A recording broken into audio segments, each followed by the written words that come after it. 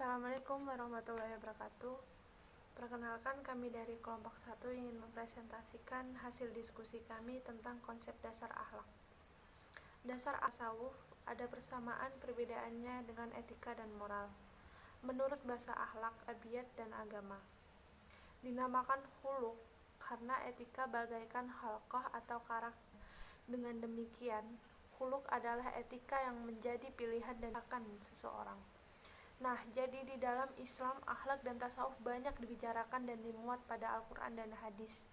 Sumber tersebut merupakan batasan dalam tindakan kita sehari-hari, sehingga dalam jiwa benar menggunakan akhlak dan tasawuf untuk mempermudah kita melaksanakan ibadah atau melakukan ibadah. Contohnya dari saya ya, akhlak dan tasawuf ini mengarahkan kita ke jalan yang benar, yaitu jalan untuk menyucikan jiwa. Dan selanjutnya saya akan menjelaskan tentang pengertian akhlak.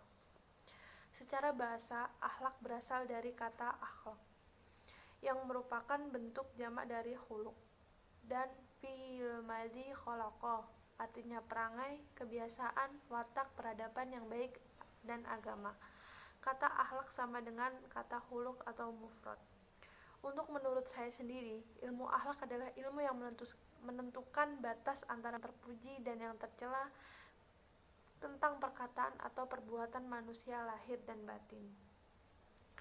Ada menurut istilah akhlak adalah dari Ibnu Miskawayh, yaitu sifat yang tertanam dalam jiwa yang mendorongnya perbuatan tanpa memerlukan pemikiran dan pertimbangan.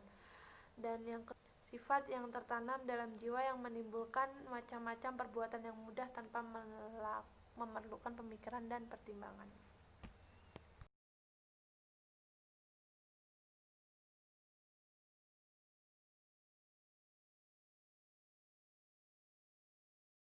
Kajian ilmu akhlak ada dua, yaitu objek material dan objek formal.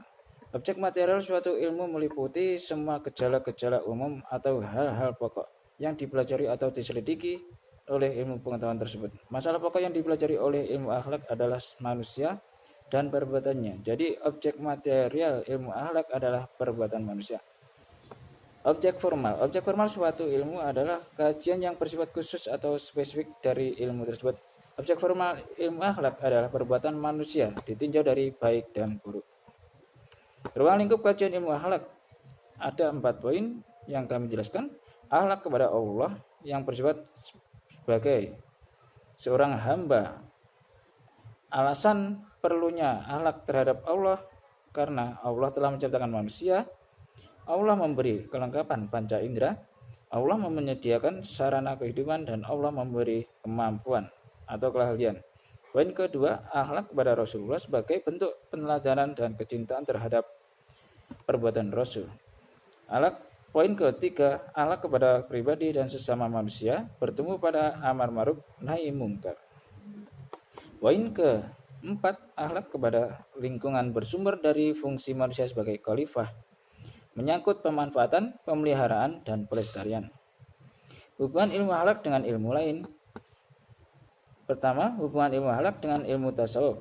Al-Quran dan hadis menekankan nilai-nilai kejujuran, kesetiakawanan, persaudaraan, rasa kesosialan, keadilan, tolong-menolong, murah hati, suka memberi maaf, sabar, baik sangka, dan sebagainya. Orang yang bertakwa adalah orang yang berakhlak mulia dalam diri mereka.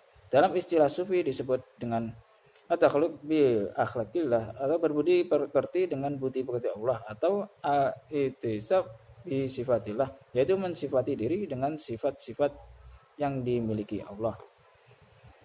Untuk tujuan ilmu tasawuf ini, ilmu akhlak dapat membantu seseorang untuk menghilangkan berbagai kotoran hati yang menghalangi pemiliknya dari esensi ketuhanan. Dapat dikatakan bahwa akhlak merupakan pintu gerbang ilmu tasawuf. Assalamualaikum warahmatullahi wabarakatuh. Perkenalkan, nama saya Abdurrahman dari kelas MPIB. Akan melanjutkan poin kedua dari hubungan ilmu akhlak dan ilmu yang lain. Poin kedua adalah hubungan ilmu akhlak dengan ilmu tauhid. Ilmu tauhid memberikan landasan terhadap ilmu akhlak, sementara ilmu akhlak memberikan penjabaran dan pengalaman dari ilmu tauhid. Dengan demikian, tauhid tanpa akhlak yang mulia tidak akan ada artinya, dan akhlak yang mulia tanpa tauhid tidak akan kokoh. Poin ketiga, hubungan ilmu akhlak dan ilmu jiwa. Hubungan antara ilmu akhlak dengan ilmu jiwa atau psikolog sangat erat dan saling berkait. Hanya saja ilmu akhlak memfokuskan kepada perbuatan, sementara ilmu jiwa memfokuskan kepada faktor-faktor yang mendorong dalam suatu perubahan. Poin keempat, hubungan ilmu akhlak dengan ilmu pendidikan. Tujuan pendidikan dan pandangan Islam banyak berhubungan dengan kualitas manusia yang berakhlak. Selain itu, terbentuknya seorang hamba yang patuh untuk melaksanakan segala perintahnya dan larangan-larangannya. Syukran. Wassalamualaikum warahmatullahi wabarakatuh. Asik. Untuk selanjutnya ada hubungan ilmu akhlak dengan ilmu filsafat.